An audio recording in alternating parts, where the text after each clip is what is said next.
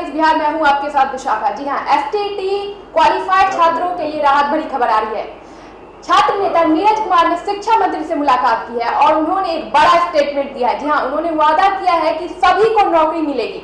वहीं जो लोग मेरिट लिस्ट में है वो तो कंफर्म है ही, वहीं दूसरी तरफ जो लोग मेरिट लिस्ट में नहीं है उनको भी आश्वासन दिया है कि सभी को नौकरी मिलेगी। आइए सुनते हैं नीरज कुमार का क्या कहना है। हम खड़े हैं शिक्षा मंत्री आवास के सामने। जैसा कि आपको पता है कि बिहार में स्टेट 2019-2021 अभ्यर्थियों के रिजल्ट के साथ घमासान जारी है। दो खेमों में सरकार ने बांट दिया अभ्यर्थियों को, एक मेरिट दूसरा नॉन मेरिट। ऐसे में अभ्यर्थी भी संशय में हैं कि जाए तो किस और। ऐसे में आज हम पहुंचे शिक्षा मंत्री के पास और हमने कड़े शब्दों में ये बात रखी कि अभ्यर्थियों के साथ इंसाफ हो। ऐसे में नोटिफिकेशन के आधार पर अभ्यर्थियों की बहाली की बात हमने रखी और हमने कहा जो मेरिट में अभ्यर्थी हैं उनके साथ भी नाइंसाफी ना करें शिक्षा मंत्री। ऐसे में शिक्षा मंत्री ने साफ लफ्जों में कहा कि जो मेरिट में हैं वो हमेशा मेरिट में ही रहेंगे, उनके साथ नाइंसाफी नहीं होगी। आप ये समझे कि जब अभ्यर्थी जो मेरिट में अभ्यर्थी हैं और जो नॉन मेरिट में अभ्यर्थी हैं, अगर कोई परीक्षा होती है तो परीक्षा में जब सभी अभ्यर्थियों को इक्वल कर दिया जाए तो उस परीक्षा लेने का मतलब क्या रह जाता है, तात्पर्य क्या रह जाता है। ऐसे में हमने कड़े शब्दों में अपनी बातों को रखा कि आगे अभ्यर्थियों के साथ और मेरिट के साथ खिलवाड़ ना हो, नोटिफिकेशन के साथ खिलवाड़ ना हो। और शिक्षा मंत्री को हमने कड़े शब्दों में ये भी कह दिया कि नोटिफिकेशन में जो मापदंड है उसको पालन करें और आगे हमारी बहाली सुनिश्चित करें जल्द से जल्द। अभी शिक्षा मंत्री की तरफ से आश्वासन मिला है, उनके पीए की तरफ से भी हमें आश्वासन मिला है। उनका कहना है कि नोटिफिकेशन का पालन किया जाएगा। आगे शिक्षा विभाग में इस संबंध में बड़ी बैठक जारी है।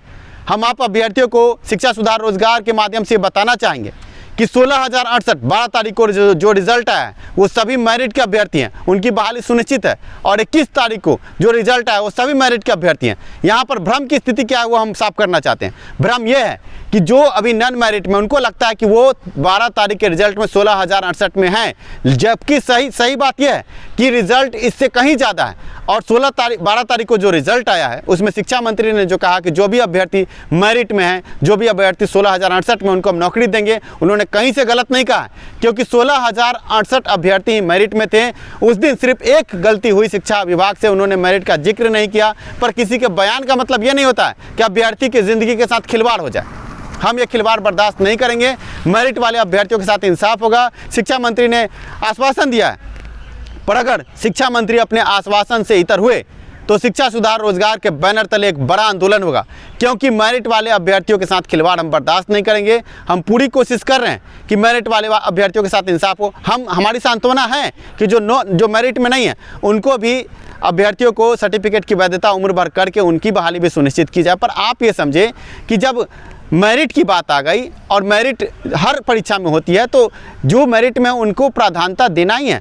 एनसीटी के बदले हुए नियम की बात सरकार और शिक्षा विभाग कहती है, पर आप ये भी जानें कि एनसीटी का जो नियम है 2021 में आया और 2019 का नोटिफिकेशन है। आप नोटिफिकेशन को कैसे भूल सकते हैं। ऐसे में सरकार और शिक्षा विभाग अगर हम अभ्यर्थियों की बात नहीं समझती है, नहीं सुनती है, तो आगे इस संबंध में व्यापक आंदोलन शिक्षा विभाग को देखना होगा, शिक्षा मंत्री को देखना होगा। अभी हम बस अपनी बातों को रखने आए थे, हमने अपनी बातों को पुरजोर तरीके से रखा है। स्टेट 2019-2021 उत्तीर्ण अभ्यर्थी जो मेरिट में है, घबराए नहीं। हम किसी से यहाँ पर वाद विवाद नहीं कर रहे हैं। हमारी लड़ाई आम अभ्यर्थी से नहीं है, हमारी लड़ाई व्यवस्था से है और व्यवस्था बदलेगी और मेरिट वाले अभ्यर्थी जो सच में सोना है उनको आगे मौका मिलेगा। धन्यवाद।